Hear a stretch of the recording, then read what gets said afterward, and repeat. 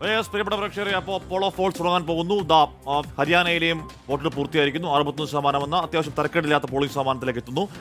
ഏറ്റവും ഒടുവിലത്തെ updated polling ശതമാനം കൂടി വരുമ്പോൾ ഒരുപക്ഷെ 65% ഉയരും എന്ന് പറഞ്ഞാൽ താരതമ്യേന മെച്ചപ്പെട്ട സാമാന്യം നല്ല പോളിംഗ് ശതമാനം ഹരിയാനയിൽ സംഭവിക്കുന്നു. ജമ്മു കാശ്മീരിൽ നേരത്തെ അത് പൂർത്തിയായി. അവിടെയും 10 വർഷത്തിന് ശേഷം ഉണ്ടായ ജനാധിപത്യ പ്രക്രിയയെ ജനം നല്ല രീതിയിൽ പ്രതികരിച്ച കാഴ്ച അവിടെ കണ്ടു.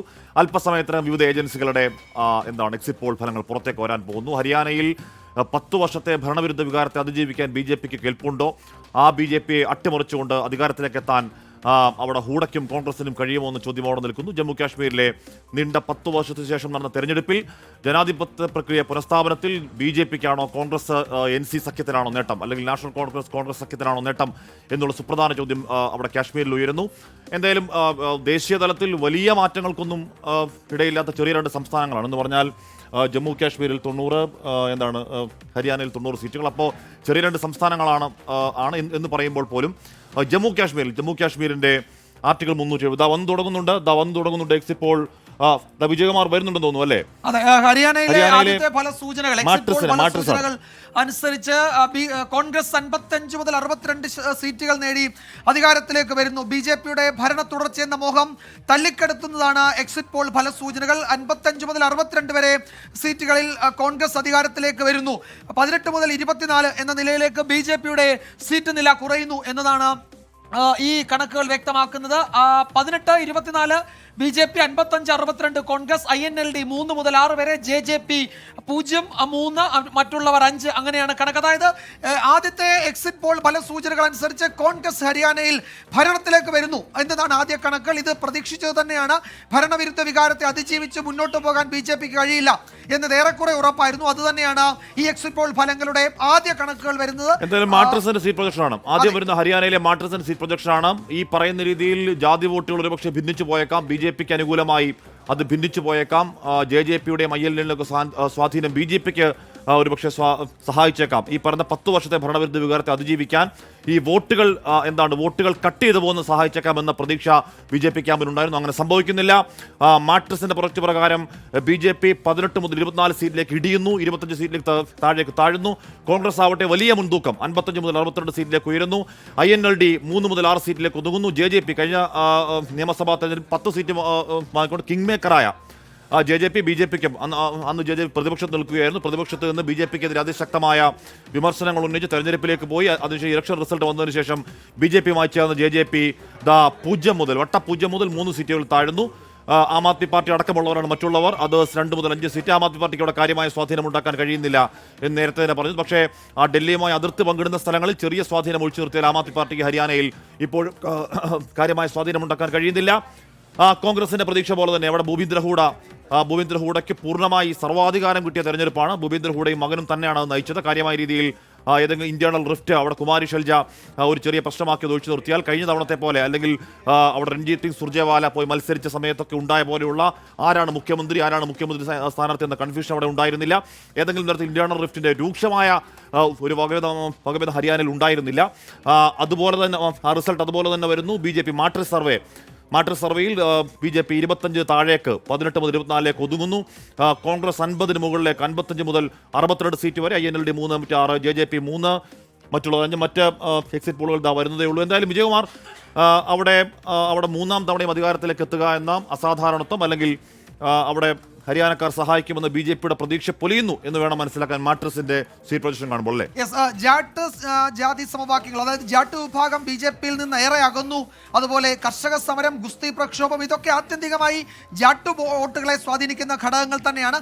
പക്ഷേ അങ്ങനെ ജാട്ട് വോട്ടുകൾ അകലുന്ന ഒഴിവാക്കാൻ ജനതാ പാർട്ടി JJPയെ സഖ്യത്തിൽ നിന്ന് BJP തന്നെ മാറ്റി അവർ സ്വതന്ത്രമായി മത്സരിക്കുന്ന ഒരു സാഹചര്യം ഉണ്ടായിരുന്നു. INLD അവരൊറ്റയ്ക്ക് മത്സരിക്കുന്ന സാഹചര്യം ഉണ്ടായിരുന്നു. ആം ആദ്മി പാർട്ടി കോൺഗ്രസുമായി സഖ്യം ചേരാതെ മാറി നിൽക്കുന്നു. പഞ്ചാബിന്റെ അതിർത്തി പങ്കിടുന്ന ഹരിയാനയിലെ ഒരു 10-12 മണ്ഡലങ്ങളിൽ അവർക്ക് കുറച്ച് സ്വാധീനമുണ്ടായിരുന്നു. അപ്പോൾ ആം ആദ്മി പാർട്ടി ഒറ്റയ്ക്ക് നിൽക്കുന്നു. അതൊക്കെ ഈ ജാതി വോട്ടുകളെ ഭിന്നിപ്പിക്കും, അതായത് BJP വിരുദ്ധ വോട്ടുകളെ ഭിന്നിപ്പിക്കും എന്നൊരു ചെറിയ വിലയിരുത്തൽ ഉണ്ടായിരുന്നു. അങ്ങനെയൊക്കെ പറയുമ്പോഴും ഈ ഭരണവിരുദ്ധ വികാരം ശക്തമായിരുന്നു. മനോഹർലാൽ ഖട്ടാറിനെ കേന്ദ്രത്തിലേക്ക് കൊണ്ടുവന്ന് സൈനിയെ ഇവിടെ സംസ്ഥാനത്തിന്റെ ചുമതല ഏൽപ്പിക്കുമ്പോഴും ഏതാണ്ട് 50 ദിവസം മാത്രമാണ് ആ ഒരു പുതിയ മുഖ്യമന്ത്രിക്ക് കിട്ടി. അപ്പോൾ ആ മുഖം നഷ്ടപ്പെട്ട് തിരിച്ചു പിടിക്കാനുള്ള ശ്രമം ആ ഒരു 50 ദിവസമോ 2 മാസം കൊണ്ടോ കിട്ടുമായിരുന്നില്ല.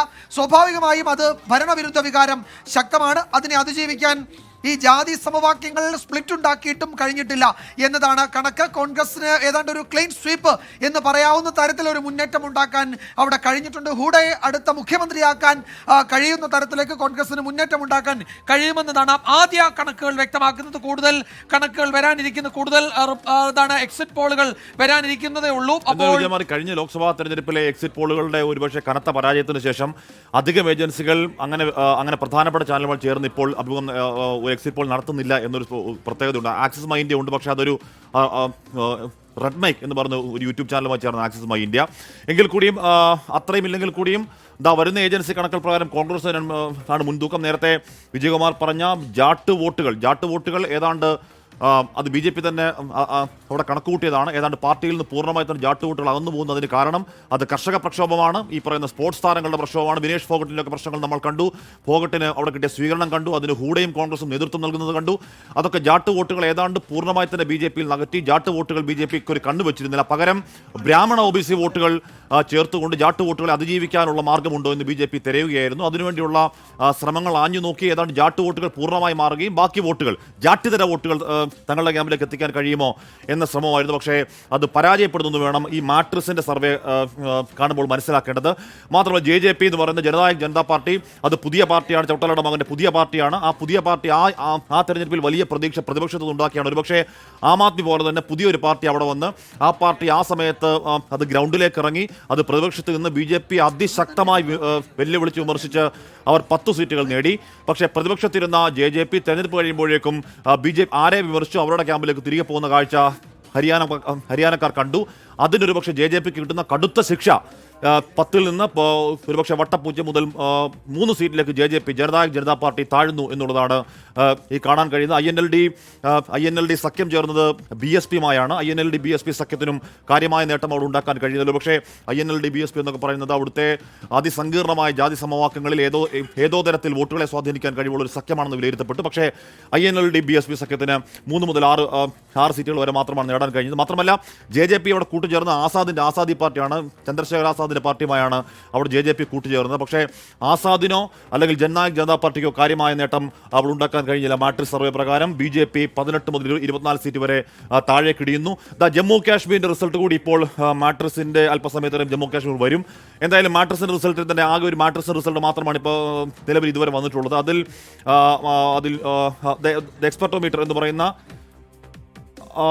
അത് ന്യൂസെക്സിന്റെ എന്തോ ഒരു റിസൾട്ട് കൂടി ഇപ്പോൾ വരുന്നുണ്ട്. 59 പറയുന്നത്. BJPക്ക് 21 ജനതാ പാർട്ടിക്ക് 2, INLDക്ക് 4 സീറ്റുകൾ, 0 മുതൽ 4 സീറ്റുകൾ പറയുന്നുണ്ട്. അവിടെയും കോൺഗ്രസിന്റെ ഒരു ആധിപത്യമാണ് നമ്മൾ കാണുന്നത്. അതായത് 2 എക്സിറ്റ് പോളുകൾ വന്നതിൽ 2 കോൺഗ്രസ് 55-നും 65-നും ഇടയിൽ സീറ്റുകൾ നേടി അധികാരത്തിലേക്ക് വരും എന്നത് തന്നെയാണ്. അതായത് സൂചനകളാണത്.